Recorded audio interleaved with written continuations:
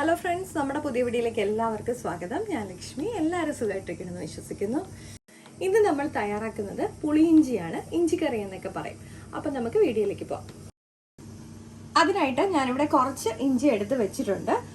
നമുക്കിനി ഇതൊന്ന് ക്ലീൻ ചെയ്തെടുക്കാം. ഇഞ്ചി ഇപ്പോൾ ക്ലീൻ ചെയ്തെടുത്തിട്ടുണ്ട്. നമുക്കിനി ഇത് ചെറുതായിട്ടൊന്ന് കട്ട് ചെയ്തെടുക്കാം. ഒരേ അളവിലാണ് കട്ട് ചെയ്തെടുക്കേണ്ടത്. അപ്പം നമ്മൾ ഒന്നെങ്കിൽ കൈ കൊണ്ടിട്ട് പിന്നെ കട്ടിംഗ് ബോർഡ് വെച്ചിട്ട് കട്ട് ചെയ്യാം, അല്ലെങ്കിൽ നമ്മുടെ ഗ്രേറ്റർ ഉണ്ടെന്നുണ്ടെങ്കിൽ അതിൽ വെച്ചിട്ടാണെങ്കിലും കട്ട് ചെയ്തെടുക്കാം. ഇപ്പോൾ ഇഞ്ചി എല്ലാം നന്നായിട്ട് അരിഞ്ഞെടുത്തിട്ടുണ്ട്. നമുക്കിനി ഇത് വറുത്തെടുക്കാം. നമുക്ക് ഇഞ്ചി വറുക്കാനായിട്ട് എണ്ണ ഒഴിച്ചു കൊടുക്കാം.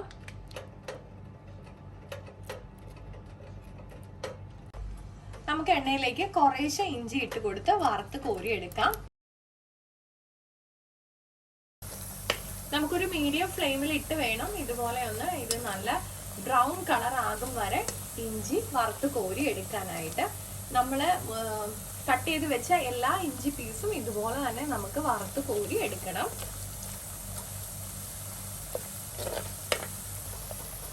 നമുക്ക് ഈ സമയത്ത് ഒരു തണ്ട് കറിവേപ്പിലയും കൂടെ ഇതിന്റെ കൂട്ടത്തിലേക്ക് ചേർത്ത് കൊടുക്കാം.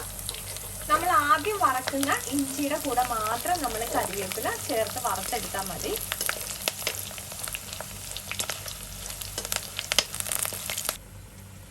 നമ്മുടെ ഇഞ്ചി പരിവായി വന്നിട്ടുണ്ട്. നമുക്കിത് കോരിയെടുക്കാം. എന്നിട്ട് നമുക്ക് ബാക്കിയെല്ലാ ഇഞ്ചികളും ഇതുപോലെ തന്നെ ഒന്ന് വറുത്തെടുക്കാം.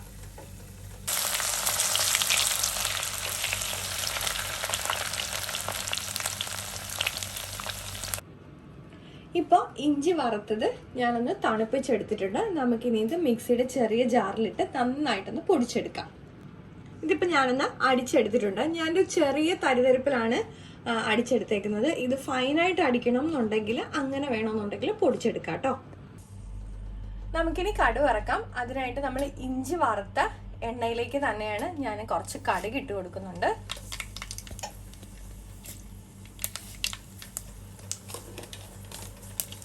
ഉണക്കമുളക് ഇട്ട് കൊടുക്കാം.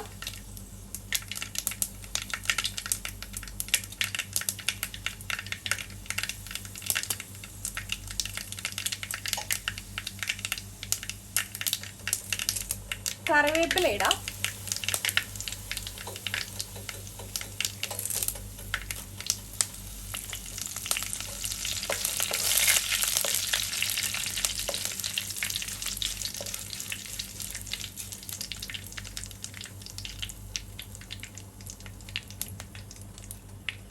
നമുക്ക് ഇതിലേക്ക് കുറച്ച് ചെറിയ ഉള്ളിയും പച്ചമുളകും കൂടെ ചെറുതായിട്ട് അരിഞ്ഞൊന്ന് ചേർത്ത് കൊടുക്കാം.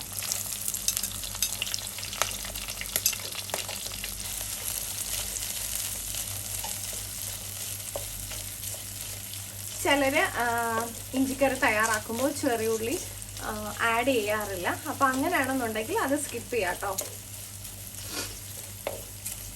നമ്മളിപ്പോൾ ഇഞ്ചിക്കറിക്കുള്ള മസാലയാണ് തയ്യാറാക്കിക്കൊണ്ടിരിക്കുന്നത്. ഈ സമയത്ത് ഒരു നുള്ള ഉപ്പും കൂടെ ചേർത്തിട്ട് നമുക്കൊന്ന് വഴറ്റിയെടുക്കാം.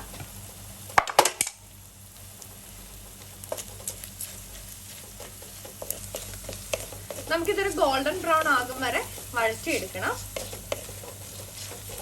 നമ്മുടെ ഇഞ്ചിക്കറിക്ക് നല്ല കളറ് കിട്ടണമെന്നുണ്ടെങ്കിൽ നമ്മളിത് നല്ല ഗോൾഡൻ ബ്രൗൺ ആക്കി എടുക്കണം. അതുപോലെ തന്നെയാണ് നമ്മൾ ഇഞ്ചി പൊടിച്ചെടുക്കുന്നതും. നമ്മൾ വറുത്തിട്ട് പൊടിച്ചെടുക്കുമ്പോൾ നമ്മുടെ ഇഞ്ചിക്കറിക്ക് നല്ലൊരു നിറമൊക്കെ കിട്ടും. ഇപ്പൊ നമ്മുടെ ഉള്ളിയൊക്കെ മൂത്ത് വന്നിട്ടുണ്ട്. നമുക്ക് ഇതിലേക്ക് മസാലകൾ ചേർത്ത് കൊടുക്കാം. ഞാൻ ഒരു നുള്ളു മഞ്ഞപ്പൊടി ചേർക്കുന്നുണ്ട്. സ്കിപ്പ് ചെയ്യണം എന്നുണ്ടെങ്കിൽ സ്കിപ്പ് ചെയ്യാം കേട്ടോ. നമുക്ക് ഇതിലേക്ക് ആവശ്യത്തിനുള്ള കാശ്മീരി ചില്ലി പൗഡറാണ് ഞാൻ ആഡ് ചെയ്ത് കൊടുക്കുന്നത്. നമുക്ക് വറുത്ത ഉലുവാപ്പൊടി ചേർത്ത് കൊടുക്കാം. കായപ്പൊടി ചേർത്ത് കൊടുക്കാം. നന്നായിട്ടൊന്ന് മിക്സ് ചെയ്ത് കൊടുക്കാം. നമ്മൾ ഇതൊക്കെ ചെയ്യുന്ന സമയത്ത് ലോ ഫ്ലെയിമിൽ വേണം തീയിട്ട് കൊടുക്കാനായിട്ട്. നമ്മുടെ മസാലയുടെയൊക്കെ ഒരു പച്ചമണം മാറി വരും വരെ നമുക്കൊന്ന് വഴറ്റി കൊടുക്കാം. നമുക്ക് പിഴിപുളി ചേർത്ത് കൊടുക്കാം.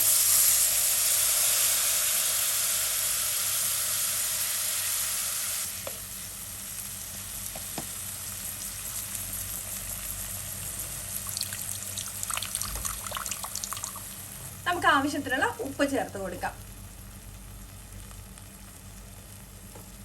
നമുക്കിനി നമ്മുടെ പുളിവെള്ളത്തിൻ്റെയൊക്കെ ഒരു പച്ചമണം ഒന്ന് മാറി വന്നാൽ മതി. ചിലര് ഇഞ്ചിക്കറിയിൽ മല്ലിപ്പൊടി ലേശം ചേർക്കാറുണ്ട്.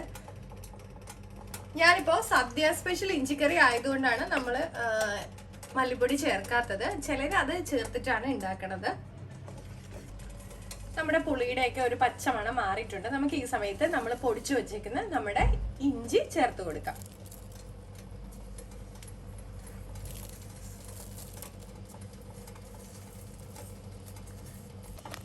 നമുക്കിതൊന്ന് ജസ്റ്റ് ഒന്ന് മിക്സ് ചെയ്താൽ മാത്രം മതി.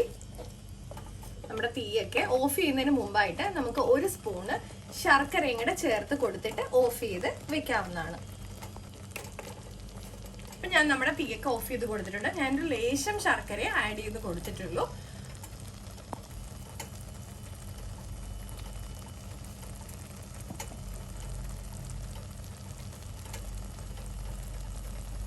അപ്പൊ നമ്മുടെ സദ്യ സ്പെഷ്യൽ ഇഞ്ചിക്കറി ഇവിടെ തയ്യാറായിട്ടുണ്ട്. നമുക്ക് ഇതുപോലെ പ്രിപ്പയർ ചെയ്ത് കഴിഞ്ഞാൽ ഒരു 10-15 മിനിറ്റ് ഒക്കെ മാറ്റി വെച്ചതിന് ശേഷം പെട്ടെന്ന് തന്നെ ഉപയോഗിക്കാം.